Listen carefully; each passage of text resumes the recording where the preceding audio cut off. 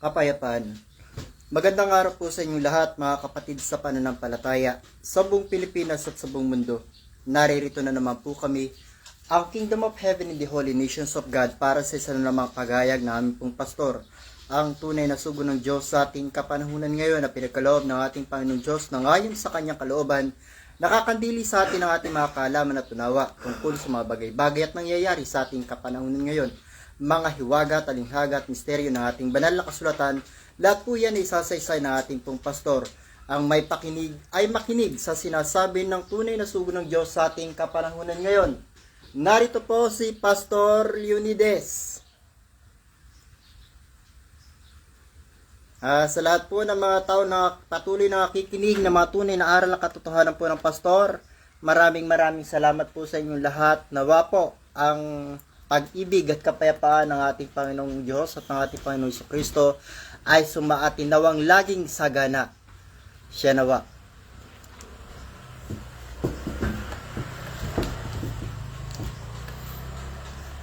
Well, sana magkaroon na ng magandang umaga, ha? Dahil nababalisa na ako sa mga nagaganap sa ating kapanahunan. Ayaw na ng Diyos na paakyatin yung aking kasangkapan sa kanyang buluwagan, kanyang kaharian sa langit, dahil sa kanyang matinding galit sa sangkatauhan. Ayaw na niya makinig ng pamamagitan. Samantalang nung unang panahon, bawat hingin ko sa kanya at ipamagitan ko kayo, hindi niya itinutuloy ang mga dilubyo na pinapairal niya. Pero ngayon, ayaw na niyang pawat. Dahil gusto niya talaga patayin kayong lahat. Dahil matigas ang ulo niyo kasi. Sinabi ko na nga sa inyo noon pa, magbago na kayo. Maging pamahalaan, maging relihiyon, maging mamamayan, lahat kailangan magbago na. Ito ang kanyang payo sa Roma 12:1 hanggang 2. Roma Kapitulo 12, talatang 1 hanggang 2. Kaya nga mga kapatid, ipinamamani ko sa inyo alang-alang sa mga kahabagan ng Diyos, na inyong iharap ang inyong mga katawan, isang haing buhay, banal na kaaya-aya sa Diyos, na siya ninyong katampatang pagsamba. Kasi yan ang gusto niya. Ibigay nyo ang Diyos sa inyong, ang inyong sarili. Ihandog nyo ang Diyos sa inyong sarili para gamitin niya kayo sa kanyang katuwiran, at huwag nyo pagagamit ang inyong katawan na kasangkapan ng katarantaduhan, kalikuhan.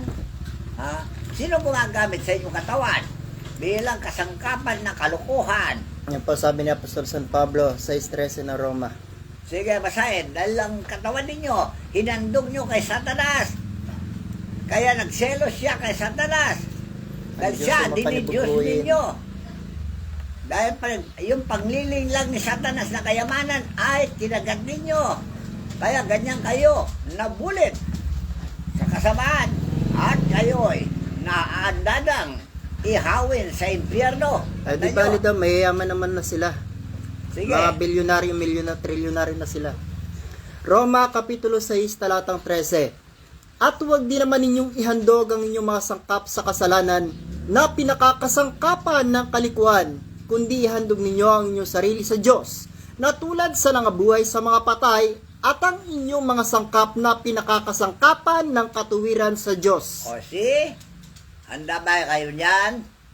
Handa na ba ninyong ihandogan yung sarili sa Diyos para gamitin niya kayo sa kanyang katuwiran at ipaglaban ng kanyang katuwiran sa mga sambahayan ninyo, buong daigdig, na pinagagamit nilang kanilang katawan kay Satanas sa pamamagitan ng material na pag-iisip, material na pamamaraan ng pamumuhay, ay ayaw ng Diyos yan. Ayaw din po nila dahil sa tagal na nating nangangaral at nagayag sa kanila, upang magkaisa na, magkaroon ng pagbabago. Ayaw nila.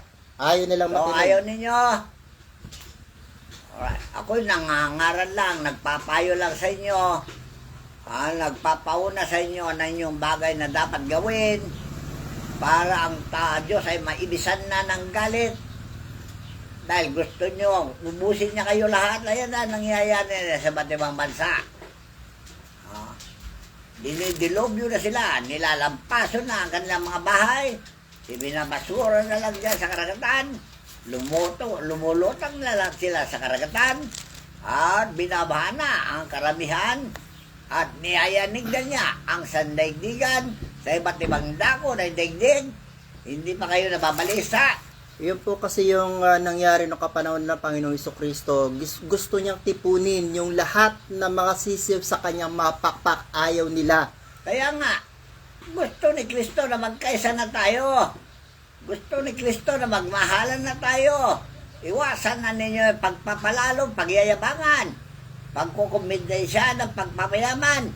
Walang silbi yan. Kaya sabi ni Kristo, mag-ipon na kayo ng kayamanan sa langit. Ano yung mga kayamanan sa langit?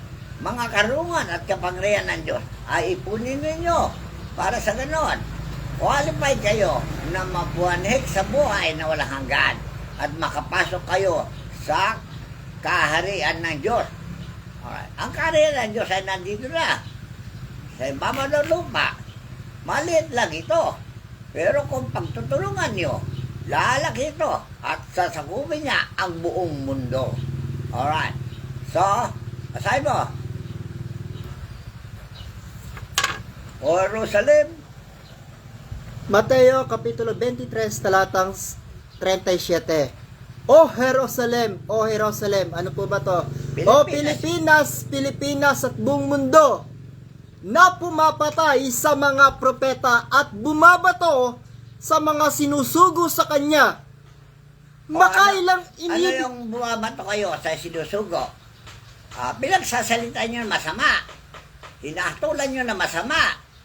Sinabi nyo, sila ay mga demonyo. mga sinungaling, Sila ay mga bulaan. sinungaling. Hindi pa yan nagpambabato.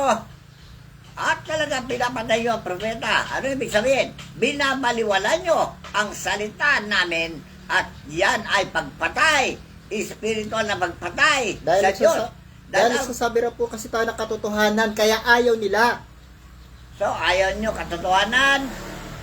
Gusto nyo manatili kayo sa kasinungalingan. Sinabi ko na sa inyo, lahat ng sinungaling, impyerno, lahat ang abutin nyo. Magsisi kayo pag nandun na kayo sa impyerno. Yan ang sinabi niya, kailan lang. Saka lang kayo magsisi pag nasa impyerno kayo. Wala na. Wala na kayong pagkakataon pa. Idol pala na si Solomon. Alright. Kaya pinaliwanag ko na, matagal pa. Matagal na. Binabaliwalan ninyo. Porque ako'y tao. Okay, tao. Pero nagsasalita ko ng totoo. Yan ay patnubay sa inyo. Ang patnubay ng Diyos ay binibigay niya sa akin para sa pagbabago ninyo. Kaya kami mga propeta, naghayag kami ng patnubay para sa inyo upang huwag kayong mabulit sa impyerno at kaparusahan. O, get nyo? Dahil ang Diyos tuwing bababa sa amin, alam nyo, binibigkas niya sa malaking tinig. Kapayapaan! Kapayapaan sa inyo at sa buong daigdig. O, see? Yan ang parati niyang binibigkas sa pagbaba niya sa kanyang luklukan. Kapayapaan sa inyo at sa buong daigdig. Meron na ba ang kapayapaan? Wala. Kahit na noong unang panahon, yun ang kanyang kawikan.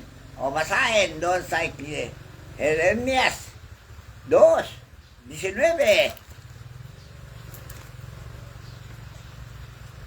Jeremias 2:19.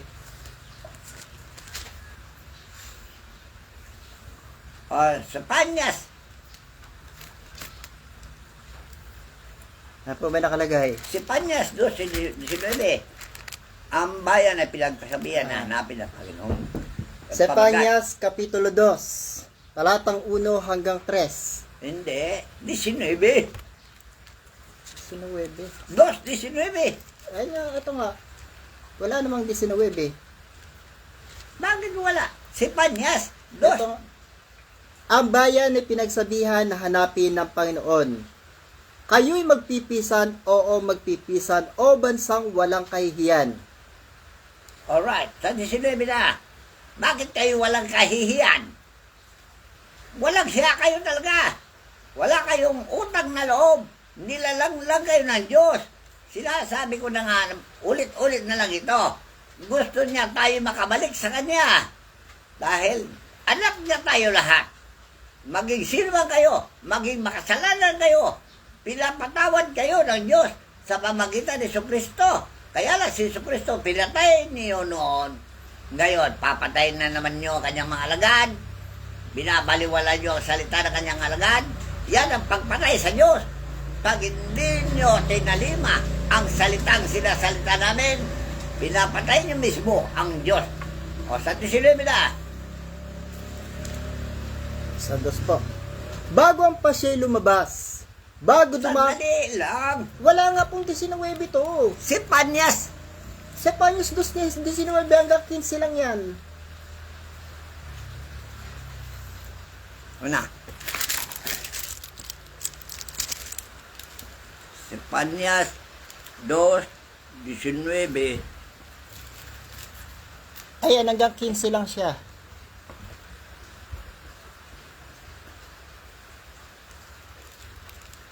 Okay.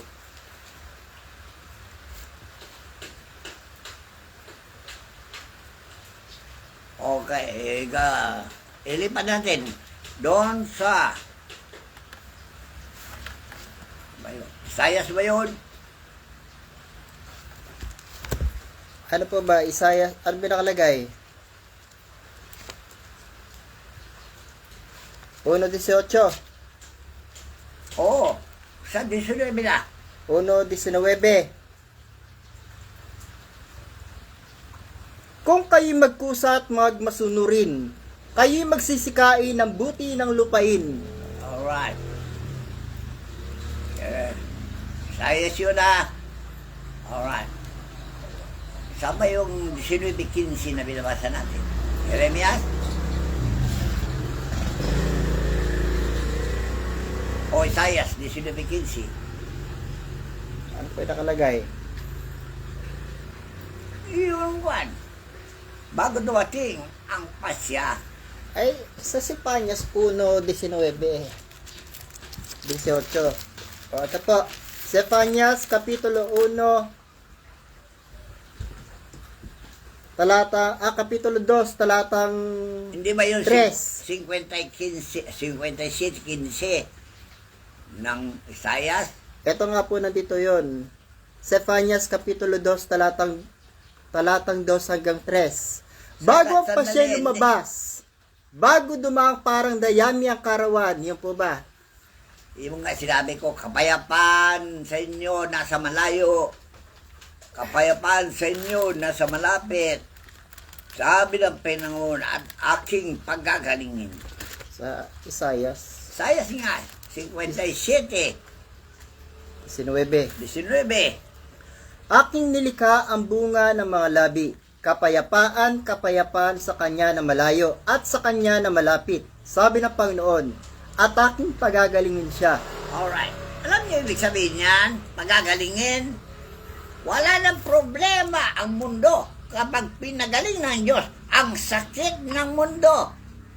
Ano sakit kasi na pinagagaling niya?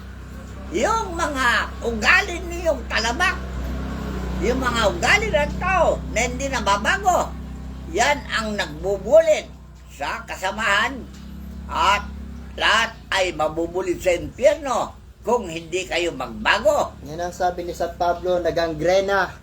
Kaya nga, paano yung pagagalingin yung gangrena yung sakit kung hindi kayo lumapit sa kanya? Kaya lumapit lang kayo. Dahil sabi niya, kahit na kasing kapal pa na mukha niyo ang kasalanan niyo at tatawarin niya kayo Dahil binigay niya kay Jesus ang kapatawaran ng mga makasalanan. Hebreo 10:22. Basahin. Tayo magsilapit na may tapat na puso sa lubos na pananampalataya ng ating mga puso na winisikan mula sa isang masamang budhi at mahugasan ang ating katawan ng dalisay na tubig. O, kita no? Ano ang dalisay na tubig? Yan mga katurang Kristo. Yang Ebanghelyo. Yan ang dalisay na tubig na maglilinis sa inyong pagkatao. Kung pagkanasa inyo basahin yan, dahil yan ang bilin. Ang aklat na ito ng kautusan ay huwag may walay sa inyong bibig. Kundi nyo pagbulay-bulayin araw at gabi. Josue 1:8. Yan ang mga tatagang Diyos dapat nyong matutuhan. Dahil yan din ay sinabi ni David. Sige, basahin. Ang aklat na ito ng kautusan ay huwag may walay sa iyong bibig, kundi yung pagbubulayan araw at gabi, upang yung masunod na gawin ng ayon sa lahat na nakasulat dito, sapagkat kung magkagayoy, yung pagiginhawahin ang iyong lakad, at kung magkagayoy, magtatamo ka ng mabuting kawakasan. Magtatamo kayo. Magtatamo kayo ng mabuting kawakasan. Alright. Ayaw nyo yun? Offer ng Diyos na idiniliver ni Josue. Ngayon, diniliver ni Josue yan. Napasa na naman kay David. Si basahin, Awit, Kapitulo 1. Kaya lahat ng mga propeta nangaral ng ikabubuti ng tao, pero hindi niya pinaniwala ng mga propeta at pinapatay ninyo ang katagang sinulat nila. Kaya kayo ay hindi makapagbago hanggang hindi nyo tangkilikin ang kautusan ito na yan ang sinabi ng Diyos, kaban ng tipan. Alam nyo ang kaban ng tipan? Kasunduan sa pagitan ng tao at Diyos. Kaya ito ang kasunduan na inupon niya. Awit, Kapitulo 1. Ang matuwid at ang masama ay pinagparis. O, yun lang pabagat, alam na ninyo. Alam na ninyo ang masama. Alam ninyo ang matuwid. Alin na sundin ninyo? Yung masama o matuwid? So, pinagparis yan na. Sige, basahin. Mapalad ang tao na hindi lumalakad sa payo ng masama. O, kita nila. Ano yung payo ng masama? Yung mga pagtuturo ng mali ay masama. Kahit ang pangangaral sa Ebanghelyo na mali ay masama. Pasok ka dito, ligtas ka. Yan ang masama. Kaya, hiwalay ninyo ang masama sa mabuti. Ang baksin ay kaligtasan ng buong sanong O, yun ang katauhan. masama. Kaya huwag kayo magpapatupad ng salitang makakasama at walang katuturan lahat yan. Daming napahamak milyon. Kaya sabi ni Haring David, mapalad ang tao na hindi lumalakad sa payo na masama. O ano yung payo na masama? Napakarami. Pagnanakaw, pagsisindikato, pag-i-scam, pandaraya, pagsisinungaling, lahat yan ay masama. At yan ay ginagawa ninyo noon pa, sabi ng Diyos. Hindi pa kayo nagbago ngayon. Ang haba ng pasensya niya. Ngayon, naubusan na ata ng pasensya dahil meron kaming talinghaga na ganito. Ang sinulid, hindi ba nakabalumbor? Gaano makahaba, Gaano bang kahaba ang sinulid? may dulo pa rin. May dulo pa rin. Tandaan nyo. Ngayon, kahit na mahaba pa ang pasensya niya, maubusan din. Tandaan nyo. Ngayon, naubos na ang pasensya niya. Kaya sinabi ko sa inyo, ayaw na nang pakinggan yung pamamagitan namin. Gaya ng pamamagitan ni Jesucristo, hindi na niya pakinggan. Dahil silang dalawa mismo ang nagpapairal na ng kaparusahan sa katawan. Ama, Anak, Espiritu Santo. Sila ng tatlo ang namamuroso sa katauhan. Namamarusa. Ito po ang dahilan, Isaiah 59:1-2. Okay. Bakit? Ano dahilan? Sige, basahin. Isaiah Kapitulo 59, talatang 1-2. Narito ang kamay ng Panginoon na hindi umiksi, na di makapagligtas, ni hindi man mahina ang kanyang pakinig na di makarinig, kundi pinapaghiwalay ng inyong mga kasamaan. Kayo at ang inyong Diyos at ang inyong mga kasalanan ay siyang nagpakubli ng kanyang mukha sa inyo upang siya'y huwag makinig. Okay, Diyos. Anong dahilan? Bakit ayaw na niya pakinggan ang mga daing ng tao? Dahil talamak na ang kasamaan ng sangkatauhan. Gusto na niyang lipulin. Sinasabi ko na nga sa inyo Malakyas 4:1. Gusto na niyang lahat na patayin ng malalit na taong masasama at madadamay ang walang kasalanan. Hindi kayo nababalisa ron. Kaya ayaw na niyang lubugin ang salibutan dahil binawi niya yun. Nung inilubog niya ang salibutan ng panahon ng Noe, binawi na niya, sinumpa na niya na hindi niya gagawin muli dahil lahat ng mga walang kasalanan nadamay sa kagagawan ng mga tao no panahon ni Noe. Nabasa niyo yon? Bago dumating ang baha, ano ginagawa ng mga tao? Oo nga. Kung basahin nyo yan, malaman ninyo kung anong pinaggagawa ng mga tao. Happening dito, happening doon, party dito, party doon, piyesta dito, piyesta doon. Siya rin po nangyayari sa kapanahunan natin, ganun pa rin. Walang nabago. Hindi na tinatalima yung utos ng Diyos. Piyesta dito, piyesta doon. Parada ng rebulto dito, parada rebulto doon. Sa halip na makapagbiyahe ang tao na madali, nadidili. Dahil sa maganyang mga klaseng mga pamamaraan ng pamumuhay. Hindi po ba yan ang hiwaga ng buhay ng tao? Na yung mga tao nung kapanahunan ni Ninong Noe ay siya pa rin yung mga tao ngayon. Talaga? Katawang lupa lang yung napalitan pero yung kaluluwa yung pa rin. Kaya yung mga ginagawa po na sangkatawang ganun pa rin, wala na bago.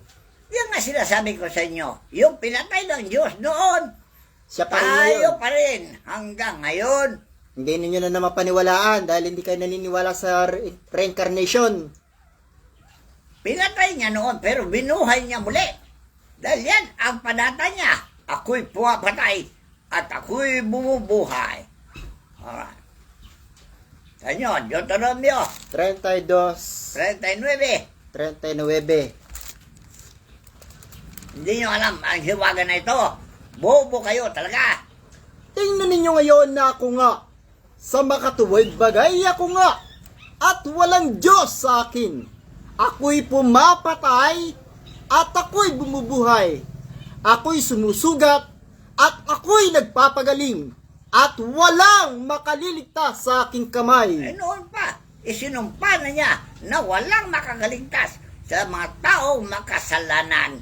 Tandaan nyo Ngayon, naulit na naman dahil sa katagalan ng kanyang pasensya, naubusan na.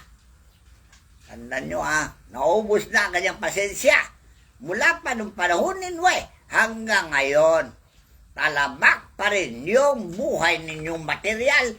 Ayaw na nyo baguhin na yung buhay ng material na yan. Piyesta dito, piyesta doon, birthday dito, birthday doon, magdamagan ng ingay. Lahat nabubulabog pati mga elemento. Nabubulabog sa kaingay ninyo. Kaya sila'y galit na rin. At ayaw nila ang maingay. Dahil ang mga elemento na tinutukoy nyo, multo, kapre, engkanto, banal mga yan, tandaan nyo. Kagarin natin na nagbabanal sila at ayaw nilang madisturbo.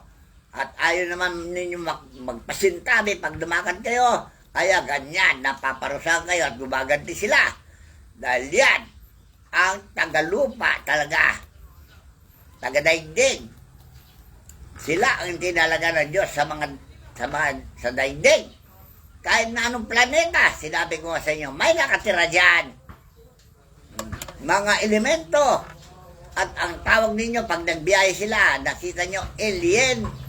Nagpapakita naman sila talaga alien, sabi ninyo. Pero, mas banal sila sa inyo. Tandaan nyo So, ngayon, hindi nyo paniwala nito na tayo, yung taong nilubog ng Diyos noong unang panahon, pinangako na niya na ayaw na niyang ulitin dahil nakita niya ang iyakan ng mga taong nalululod ang namatay. At nagkakamatay. So, nahabag siya, pero napasya na yan, di niya mabawi. Kahit na ngayon, habag na siya sa mga taong pinaparusahan niya. Pero, batas niya kasi. Siya ang gumawa ng batas at hindi niya babaliin ang batas. Tandaan niyo ha. Yan ang tinatawag, lawmaker. It Must not be a lawbreaker. Kaya ginawa niya ang batas. Kaya hindi niya binalalabag ang kanyang batas. Kaya lang, ang inaasahan niya, yung tayo may takot na at magbago na tayo. Kaya nga, sabi niya, ipunin mo sa akin ang bayan, Moises, upang iparinig ko ang aking salita sa mga tao Deuteronomio upang sila'y matakot at mag-aral sa akin at upang ituro nila sa kanilang mga anak. Sige, basahin.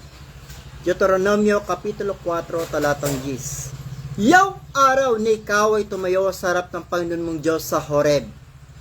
Nang sabi sa akin ng Panginoon, papagpisanin mo sa akin ang bayan at aking iparirinig sa kanila ang aking mga salita upang sila'y mag-aral na matakot sa akin sa lahat ng araw na kanilang ikabubuhay sa ibabaw ng lupa at upang kanilang maituro sa kanilang mga anak. O, kita na.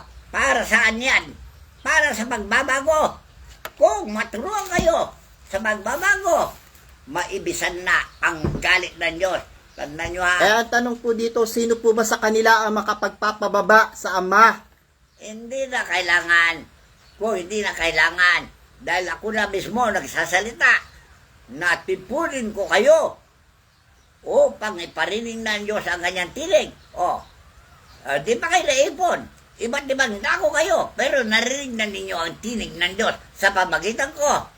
Dahil yan ang kailangan daw na malaman ninyo. Ang kanyang pasya noon, ngayon, ay ibinabalita ko sa inyo. Dahil ako yung Espiritu ng katotohanan na sinabi ni Jesus sa Juan 16:13 na anumang aking marinig, anuman aking natutuhan, aunwa na aking nalaman, ay ihayag ko sa inyo. Sa Noah, Kapitulo 14, talatang 16 hanggang 17. At ako'y dadalangin sa Ama, at kayo'y bibigyan niya ng ibang mang-aaliw, upang siyang sumainyo magpakailanman.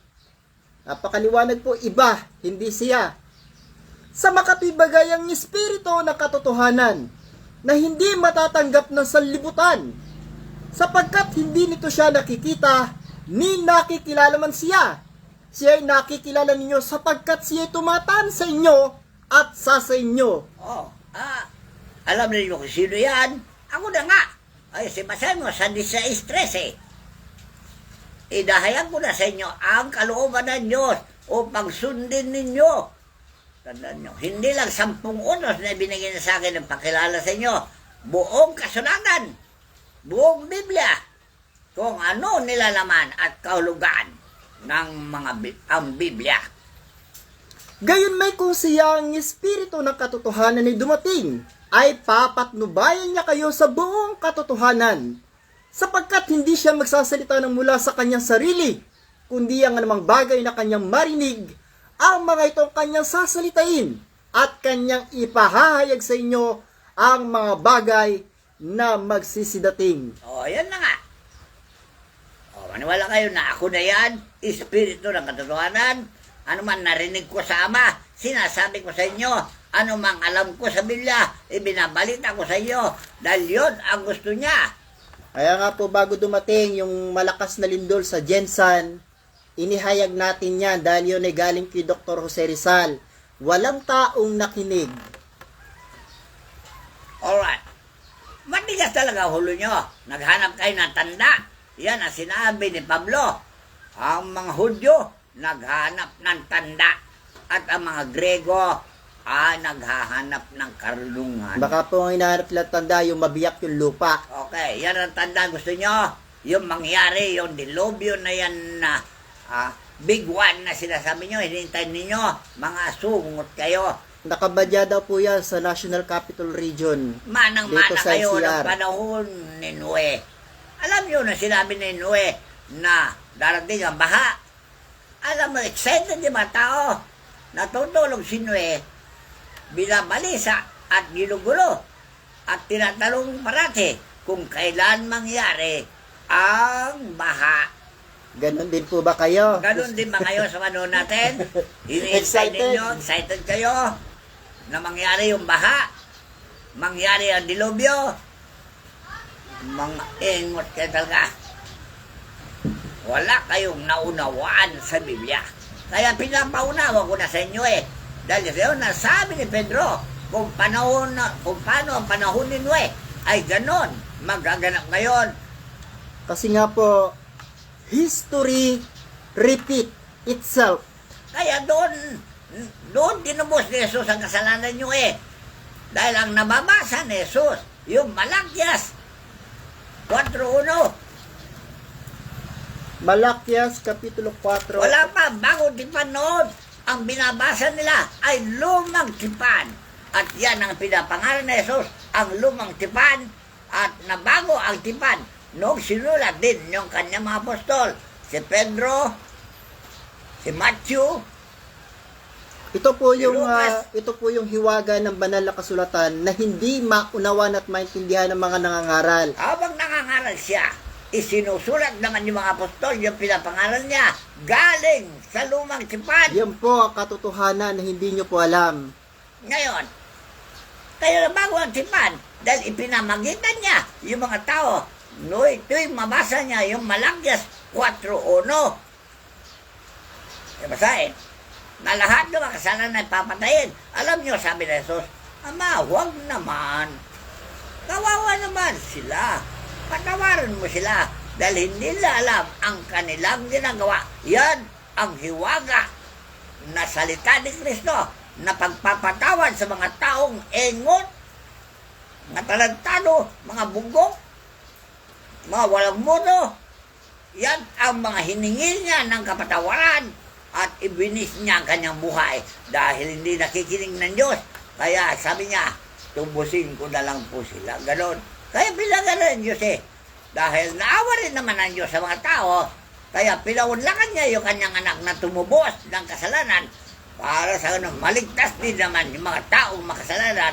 Kaya nga, pinigyan niya kay Jesus ang katagang kapatawaran at pagpapatawad ng kasalanan. Yan po ang hindi rin nalalaman ng Hindi nyo alam. sapatayan. Ingot kayo talaga. Dahil hindi po nila nalalaman kung gaano kahirap mamagitan sa dakilang Ama Mantakit na ginawa mo. ng Panginoong Kristo. Binapanood nyo yung Passion of Christ. Ang Passion of Christ, magmula sa 26 ng Matthew. Tandaan nyo, kinopya lang ninyo at inilarawan nyo sa movie. Maganda naman yung pagkakalarawan. Hindi naman yun ay eksaktong naganap. Tandaan nyo Pero, nakapagbukas din ang kaisipan sa mga tao at namulat din ang mga tao dyan sa Passion of Christ. Pero hindi nyo alam na talagang galit na galit si Jesus dahil sa pagkahirapan na sinamu niya. Yung mga paghampas ng mga tao sa kanyang katawan, masakit na tiniis niya. Kaya paano po hindi Dahil sasakit sa- ay berdugo yung humahampas? Dahil sa pag-ibig niya sa taong makasalanan, tinubos niya, binis niya ang kanyang buhay. At yan ang binanggit niya sa Matthew. Walang dakilang pag-ibig kaysa rito na ibigay ng isang tao kanyang buhay dahil sa kanyang mga kaibigan. Ano sabi niya? Kayo ang kaibigan ko kung tuparin niyo ang utos ko. Yung mga tinore po niya kaibigan, itinakwil siya. Kaibigan niya ang tao, pero ang tao ayaw magsipagkaibigan sa kanya. Bakit? Dahil suwayin niya sila. Galit na galit sila. Ayaw nila lumapit sa kanya. Hindi ba ganon? Sa San Juan 16:13, ayaw sila lumapit sa kanya dahil malamang nahiya sila na mabisto ang kanilang kasalanan. Manghuhula kasi si Jesus noon. kahit nililihim mo, ano mang hililihim mo sa iyong puso, kung tulisan ka, sabihin niya kung kailan mo ginawa yung panunulisan. Kung kailan ka nagnakaw, sinasabi niya mismo, anong oras, may oras pa. Ilalarawan niya sa iyo dahil manghuhula siya. Yun ang kanilang sinatatakutan. Kaya pinatay siya dahil mabunyag ang kanilang lihim. Hanggang ngayon, walang sino man na makapaglihim sa harapan niya. Espiritu na siya. Tandaan nyo wala kayong may lilihim. Kaya magbago na kayo. Ayun ang sinabi niya sa akin, pagbaguhin mo sila. Dahil sinabi ko, kailan mo po iwalay ang tuba sa kambing. Alam niyo kung anong sagot niya, ikaw ang gagawa yan. O, kita niya, bakit binigay niya sa akin yung tungkulin na iwalay ko ang tuba sa kambing, samantalang siya ang nakatalaga? Ay wala na siya kasi, espiritu na siya kaya ako ginutusan. O, get niyo? Para ihiwalay ko ang tupa sa kambing. Para kung yung mga tupa ay nahiwalay ko na sa kambing, papatayin niya yung mga kambing, tandaan nyo. Kaya, magbago na kayo lahat para wala siyang papatayin. Get nyo? Kaya pumaling na kayo sa aking kanan. Meron po ako narinig tungkol po dyan. Paano daw po yung mga tupa na nga nagaan yung kambing pa at yung mga kambing na gustong maging tupa? Alright, malaya lahat. Mamili kayo kung anong gusto nyo. Malaya kayong mamili. Demokrasya. Malaya kayong mamili. Kung gusto nyo maging tupa, ay nakambing kayo, sige. Kung magbago kayo at maging tupa kayo, sige. Pero kung kayo tupa at maging kambing, sige. Malaya kayo. Dalang sentensya, malapit na. Ito po, Apokalipsis, Kapitulo 22. Basahin po ba? Sige.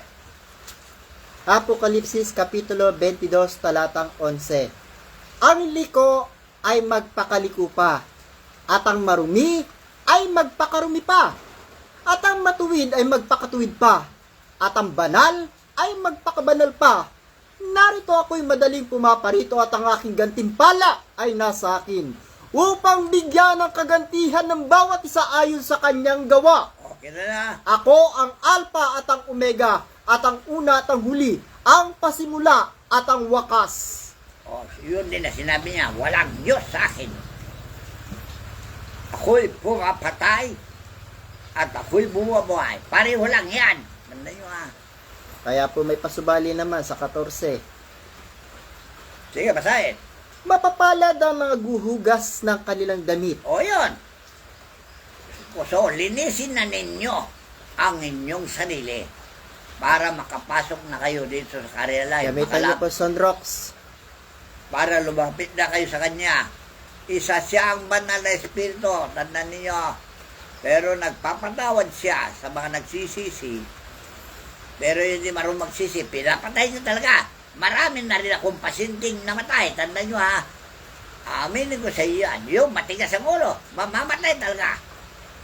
Pero yung nagsisisi, nabuhay siya, ayan alagad ko na sila lahat. Pumalito kayo, porento kayo, at interviewin nyo sila. Tanungin sila kung paano sila nabuhay at napanawad at binigyan sila ng biyaya at sila ang katulong ko ngayon na nanggagamot sa sangkatauhan. Tanda nyo dahil ang serbisyo ko matagal na. Matanda na ako. Kailangan ilipat ko na itong kapangyarihan nito sa mga alagad. Para sa ganun, ipagpatuloy nila ang gawaing makadiyog. Get nyo? So, panahon na kayo kailangan magbago na. Lumapit na kayo rito sa kanila ng Diyos at patatawarin niya kayo. Siya ay isang espiritu. Tandaan nyo Pero siya pa rin ang hari ng mahari at siya binigyan ng authority na mamahala sa sangkatawan. Tandaan nyo dahil ang mga pinuno sa sangkatawan walang silbi. Kahit na'y bankrupt, banggan, ano ba yan? Group of 5, group of 7, group of 20, na mayayaman, walang silbi lahat ang mayan. Manggugulo lang. Kaya kailangan na siya ang maghari. Mag-resign na kayo. Kayong mga matanda sa posisyon sa lipunan, na nagpapanggap kayo ng Diyos ng kapayapaan, pero kayo ay ang Diyos ng kaguluhan. Pagbulay-bulayin nyo ang aking sinabi. Ayan. Tandaan nyo yung payo ni Haring David. Tuloy mo. Awit, Kapitulo 1. Ang matuwid at ang masama ay pinagparis. Mapalad ang tao na hindi lumalakad sa payo ng masama, ni tumatayo man sa daan ng mga makasalanan, ni naupo man sa upuan ng mga manlilibak, kundi ang kanyang kasayahan ay nasa kautusan ng Panginoon, at sa kautusan niya nagbubulay-bulay siya araw at gabi. At siya magiging parang punong kahoy na tinanim sa siping ng mga agos ng tubig, na nagbubunga sa kanyang kapanahunan. Ang kanyang dahon na may hindi malalanta, at anumang kanyang gawin ay giginhawa. Okay na. Kung di maintindihan, sabi ko sa inyo, magtanong kayo, ilang beses ko nang pinaliwanag yan. Pero bobo kayo. Gusto nyo, paliwanag ulit. Huwag kayong dadaan sa daan ng mga makasalanan. Ano ibig sabihin yan? Yung mga batas na makakasama, daan na makasalanan, pati relihiyon na hindi na pagtuturo na mabuti, daan na makasalanan. Hindi po ba mga reliyon na walang espiritu? Talaga. Gaano po ba kaimportante sa isang reliyon ang espiritu? Ang espiritu ay nagtuturo sa ikabubuti ng tao. Dalawang klaseng espiritu yan, ha? Espiritu ng demonyo, espiritu ng Diyos. Tandaan nyo. Alright, so ngayon, pagbutiin nyo lahat ang may sinabi ko sa inyo, kung di maintindihan, magtanong kayo. At huwag kayong magmamarunong. Alright, so, marami pa ako sasabihin, dahil yun ang gusto ng Diyos, na manumbalik na tayo sa Kanya. Dahil anak tayo lahat, tandaan nyo, maging makasalanan ka man, binigyan ka ng pagkakataon magbago at tatanggapin ka niya. Dahil pinakyat ko yung kasangkapan ko sa langit, na kayo po ang Ama at humihikbi. Umiiyak daw. Tinanong niya kung bakit. Dahil lungkot ng lungkot na siya dahil mga anak niya mabubulid lahat sa impyerno. Nagsawa na siya sa kapapatay sa mga anak niya ng mga Suwael. Kaya tuloy, umiiyak na siya. Dahil talaga matigas ang ulo nyo. Tandaan nyo, ha. Yan ang talinghaga ni Pablo. Hindi ba tayo may ama sa material? Paparusahan na tayo kung tayo nagkasala, sabi ni Pablo. Hindi malalo yung ama ng ating kaluluwa. Paparusahan niya tayo kung tayo nagkasala, sabi ni Pablo. So, yan, unamahin nyo, ha. Dahil kayo mga ama, kung ayaw nyo yung anak nyo Suwael, pinaparusahan nyo. Ganon din ang Diyos, tandaan nyo. Alright, hanggang dito lang. Ito po ang ating pong huling mensahe galing po kay Haring David. Dadagdagan ko pa yan. Dahil yan ang sabi niya sa akin, durugin mo sila. Gayon may inilagay ko ang aking hari sa aking banal na bundok ng Sion. Aking sasaysayin tungkol sa pasya. Sinabi ng Panginoon sa akin, ikaw ay aking anak. Sa araw na ito ay pinanganak ta. Humingi ka sa akin at ibibigay ko sa iyo ang bansa na iyong pinakamana. At ang mga pinakadulong bahagi ng lupa ay iyong pinakaari. Yan si Jesus, nung panahon niya, binasa niya yung aklat na yan. At sa kanya na paimagay ang pamamahala sa buong mundo. Na yan ang hula ni Daniel na panaginip ni Nebuchadnezzar sa Daniel Kapitulo 2. Basahin nyo yung pagbabago ng panahon. Dahil noong unang panahon, mayayaman ang mga hari. Ngayon, isang mahirap ang naging hari. Tandaan nyo, ha? At sinakop niya ang buong mundo. Yan ang panaginip ni Nebuchadnezzar. Sana maunawaan niyo. Sila iyong babaliin ng isang pamalong bakal. O yun, anong pamalong bakal? Ito mga salita na binibigkas ko sa inyo. Pamalo. Pero kayo, ha? Kabalan kayo. Ilang palo na hindi pa kayo nasaktan. Ibig sabihin, saktan ko kayo. Namdam-damin. Baka po meron silang vitamins na anesthesia. Manhid na. Huwag niyong gayahin yung mga tao nung una. Pag nasaktan ang damdamin nila, gumaganti sila. aminin na lang ninyo dahil siya ay totoo. Tandaan nyo ha, ang niya ayaw umamin, talagang talamak na sinungaling. Sila iyong babaliin ng isang pamalong bakal. Iyong dudurugin sila na parang isang sisidlan ng magpapalyo. Bakit kayo kailangan durugin? Para ulmahin ko kayo ulit. Balangkasin ko kayo ulit na isang magandang forma. Ha? Banal na forma. Hindi demonyong forma. Ngayon nga'y magpakapantas kayo o kayong mga hari. Mga tuto kayo. Kayong mga hukom sa lupa. O, noon pa, inatulan na kayo ng Diyos sa bibig ng mga propeta. Magpakapantas na kayo ngayon, na matuto na kayo ngayon. Ito po ang dapat daw nilang gawin. Kayo'y mga lingkod sa Panginoon na may takot. Alright. Huwag na kayo mag-scam, huwag na kayo magsisindikato, huwag na kayo magnanakaw, huwag nyo kinin ng pag-ari na inyong kapwa, anuman na inyong kapwa. Sabi ng Diyos noon pa, panahon ni Moises. Hagkan ninyong anak, baka magalit siya. At kayo'y mga pahamak sa daan. Kasi, paano hagkan ng anak? Kung malik kayo sa anak, sabi, di ba? Pero Sino daw lumapit po lang ba kayo. yung anak na hagkan? Yung hagkan, yung salitang halika. Yun, halika. Lumapit ka. Matagal na po namin kayong inaanyayahan sa karya ng langit, Kaya yung ngunit ayaw hagkan, kayo. sino yun? Halika. Halika. Halik kayo. Oh, nag-guess nyo na ang hagkan. Alam niyo po ba, Lumapit kayo. Yan ang ibig sabihin yung hagkan. alam niyo po ba ang dahilan kung bakit namin kayo pinalalapit dito sa karya ng langit? Dahil nais po naming maganap ang Deuteronomio Kapitulo 4 talatang 10. Bababa ang Ama at kanyang iparirinig sa inyong lahat ang kanyang tinig, buhat sa kaitaasan. Ayan, tanungin nyo si Valeros. Nung dumating sila rito, kasama si Atorne, si Miranda. Ay, Atorne Valeros pala. Baluyot, Siya, Muyot, Atty. Albert Muyot, Albert. at ang kabiyak ni ni Sir Dumating sila rito, hinarap sila ng Diyos. Tanungin nyo siya kung totoo ang sinabi ko o hindi. Pati Dr. Rizal, nakaharap niya. Ewan ko kung naniwala siya, baka nagalilangan siya. Tinig lang kasi yon. Kaya sabi ng Biblia, ngayon kung marinig nyo ang ganyan tinig, huwag nyo papagmatigasin ang inyong puso. Alright. Kasi nga po mga banal na espiritu na po sila, hindi na po sila mga tao. At ipamamalas ko sa inyo kung paano siya akyasin sa langit at ibaba dito sa sangkalupaan. Mamamalas nyo lahat yan. Ipakikita ko sa inyo lahat yan. Dahil yun ang sabi niya sa akin. Kung paano umakyat si Jesus sa langit at bumaba. Sabi doon sa gawa, Kapitulo 1, ganyan din ang Diyos.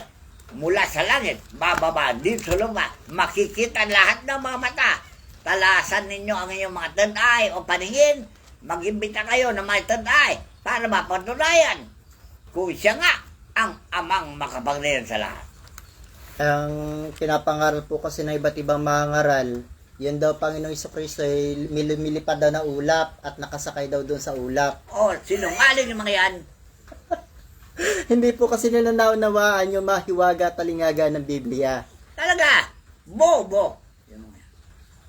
So, tigilan na yung kabubuhan ninyo, ha? Mag-aral kayo sa akin, sabi ni Jesus.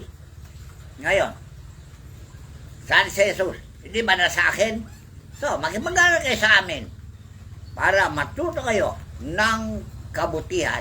Ito po kasi pinangawakan la yung nasa Gawa Kapitulo 1 talatang 11. Malaya kayo lumapit sa akin. Imbestigahan niyo ko. Bakit? Takot ba ako maimbestiga? Dahil sabi ng Biblia, talagang susurin kayo, panuurin kayo ng tawad. Kayo'y pinagmamasdan ng mga tao. Kaya hindi ko tinatago ang aking sarili. Pagmasdan niyo ako kung sinasabi ko ang totoo o hindi. Huwag kayong magkulo-kulo dyan. Lumapit kayo. para mapatunayan nyo. Dahil hindi ako sinungaling na kamukha ninyo. Ito po ang pinakahuling mensahe. Hagkan ninyong anak, baka magalit siya, at kayo'y mga pahamak sa daan, sapagkat ang kanyang puot ay madaling mag-alab, mapapalad ang nangangalong sa kanya. O malinaw na, pinaliwanag ko na kanina. Halik kayo, lumapit na kayo, para matupad yung kasulatan sa San Juan, Kapitulo 16, 3:16, yung ilaw ay lumitaw na sa liwatan at ayaw nila lapitan ng ilaw. Basahin pa po ba Sige, natin? basahin mo. Juan Kapitulo 3, umpisa po natin sa 16 para maunawa po ninyo lahat. 16 hanggang 20. Sapagkat gayon na lamang ang pagsinta ng Diyos sa sanlibutan, na ibinigay niya ang kanyang bugtong na anak, upang ang sino mang sa kanya'y sumampalataya ay huwag mapahamak, kundi magkaroon ng buhay na walang hanggan. Sapagkat hindi sinugo ng Diyos ang anak sa sanlibutan upang hatulan ang sanlibutan, kundi upang ang sanlibutan ay maligtas sa pamamagitan niya. O, bet nyo, hindi niya hinatulan sa libutan. Kayo mismo ang gumawa ng inyong kahatulan. Tandaan nyo ha. Ang sumasampalataya sa kanya ay hindi hinahatulan. Ang hindi sumasampalataya ay hinatulan na. O yan na. Hinatulan na nga lahat ng hindi Eh, sumasampalataya. dumating na nga po yung hatol. Kaya nga nagkakadilubyo na sa lahat ng bansa. Lalong-lalo na yung mga ayaw maniwala sa Diyos at yung mga taong ayaw tanggapin ng Panginoong Hesukristo. Dinidilubyo na po sila. O sige, tuloy mo. At ito ang kahatulan na naparitong ilaw sa sanlibutan at inibig pa ng mga tawang kadiliman kaysa sa ilaw, sapagkat masasama ang kanilang magawa. O gets nyo. Sinong ilaw? Hindi ba si Jesus? Noong panahon po niya, yung sa panahon natin ngayon. Ayaw nila lapitan si Jesus noon. Ngayon, ano sabi ng Biblia? Kayo ang ilaw ng sanlibutan. Ngayon, sino po yung ilaw ngayon sa panahon Hindi natin? ako na. Ayaw na. Ayaw rin po nila lumapit sa atin. Anong magagawa natin? Ayaw na lumapit sa amin. Kayo ba ang ilaw? Kung kayo ang ilaw, lalapit kami sa inyo. Tandaan nyo ah. So, ano, basahin mo nga para matotoo. Matthew 5, magmula sa 14.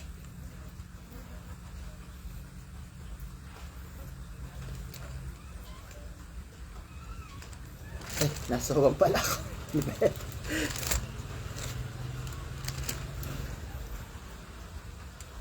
Kayo ang ilaw ng sanlibutan. O sino yung kayo? Yung mga nakarinig ng salita na ay sila. Kayo ba narinig na kayo ang ilaw? Noong panahon nila, yung mga apostol ang naging ilaw dahil yung ilaw na original ay siya. Ngayon, dahil wala na sila lahat, kung basahan mo Biblia at tinanggap mo na ikaw ay ilaw at sinabi ng Diyos mismo na ikaw ay ilaw, bakit di mo patutuhanan na ikaw nga ang ilaw? Kaya ako, bilang ilaw ninyo, nililiwanagan ko ang kaisipan ninyo, tinatanglawan ko ang nadidimlam yung kaisipan para magliwanag ang buo niyong pagkatao. Sa makatuwid po bagay yung mga taong kinakausap ng Panginoong Hesukristo sa ating kapanahunan ngayon. Sila, yung mga ilaw. Yung hindi niya kausap, hindi ilaw, labo. Kaya nga po pinapatutuhanan po namin sa inyo, ang Panginoong Hesukristo po ay bumababa po dito linggo-linggo at kinakausap po kami. Pero hindi nyo po yan paniwalaan at hindi nyo po pakinggan ang kanya mga Lumapit mensahe. kayo para mapatunayan nyo yung sabi ni Santo Tomas, to see is to believe. Pag Tuloy na hindi po niya natin makita, hindi niya pagbasa. maniwalaan. Kaya tingnan nyo, lumapit kayo para makita nyo ang katotohanan. Kayo ang ilaw ng sanlibutan. Ang isang bayan na natatayo sa ibabaw ng isang bundok ay hindi may tatago. Hindi rin niya pinaniningasan ng isang ilawan na inilalagay sa ilalim ng isang takalan. Kaya hindi ko nililigpit ng aking karunungan dahil siya ang ilaw na dapat nyo pakinggan. Sige, tuloy mo. Kundi sa talagang lalagyan ng ilaw at lumiliwanag sa lahat ng nasa bahay. Ayan na, oh. Facebook, YouTube. Nandyan na. Inilagay na sa wastong kalalagyan. At sa lahat po ng mga nangangaral, yung po mga hiwaga at talinghaga na hindi nyo po alam, yung pastor po ngayon ang nagpapaalam sa inyo kung ano yung mga ibig sabihin ng mga talinghaga na yan na hindi nyo po alam. Marami na akong talinghaga na pinaano sa inyo, hindi nyo nasagot ng tama. Maganda yung pagkabalangkas ninyo ng YouTube, Facebook, cellphone, dahil yan ay telecommunication by all means. Yan ang ibig sabihin, ang telephone. Nasubukan ko na po, marami na po ako nasubukan mga ngaral, hindi po nila nasagot yung simpleng talinghaga. Yung sinasalang lamok at yung nilulunok ang kamelyo, wala po nakasagot ng tama. May mga pari pa, wala, nagalit lang. Tama na. O, pakinggan nyo ha. Telephone, anong meaning? A telecommunication by all means. O, yan ang meaning ng telephone o cellphone. Kaya itong komunikasyon ito na binibigay ko sa inyo, ang aking deklarasyon ay ilaw para sa inyo kung maniwala kayo. Pero kung di kayo maniwala, mahatulan kayo. Tandaan nyo. Hindi nyo pinaniwala si Jesus yung araw, hindi kayo maniwala sa akin, mahahatulan kayo talaga. Ulit po natin. Lumiwanag na gayon ang inyong ilaw sa harap ng mga tao upang makita nila ang inyong mabubuting gawa. O si, ano yung mabubuting gawa namin? Iyan, ang gagamot, nangangaral sa pagbabago ng tao. Mabubuting gawa ba ito? O masamang gawa? Pagbulay-bulay nyo, pinapakita na namin sa inyo ang mabubuti namin gawa. Mula pa noong 1975, marami na akong kasama na nanggagamot, nangangala sa mga tao sa pagbabago. Kaya nung kantahin nyo yung kanta ninyo na doon Pagundo, bagay, kulang pa ang letra doon eh. Dahil si Don Pagundo, hindi nanggagamot. Pero pag narinig ko yung kanta na yun, umiiyak yung aking kaluluwa. Dahil yan ang dinanas ko sa buong panahon ng paglilingkod ko sa bayan ninyo. Paglilingkod sa 49 years. October 22 po, anniversary na po dito. Hindi ako nagpayaman. Hindi ko nangat ang pera ng sinuman basta makapaglingkod ako sa bayan. Isa pong malaking katotohanan. Dahil yan ang nakalagay sa Biblia, servant of man. Ang ibig sabihin yun, anak ng tao. Ano ibig sabihin yung anak ng tao? Alipin ng tao.